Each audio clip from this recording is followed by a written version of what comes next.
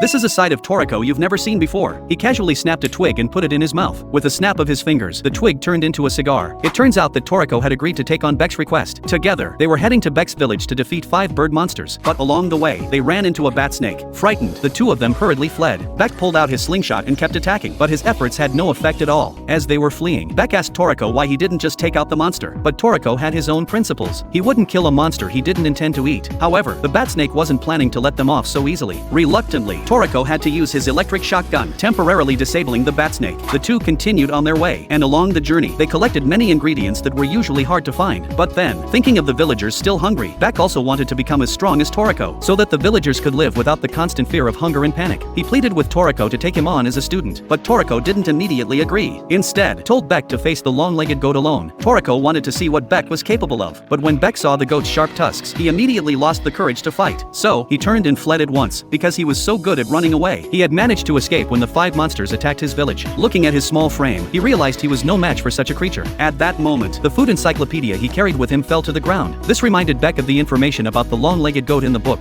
Though it was huge, its limbs were long and thin, making it prone to losing balance. Beck then rolled down the slope, unhurt, but the goat, jumping after him, lost its balance and fell. Seeing Beck truly defeat an opponent far stronger than himself, Toriko found it interesting. However, Toriko's attention was immediately drawn to the wounds on the goat. His expression grew serious.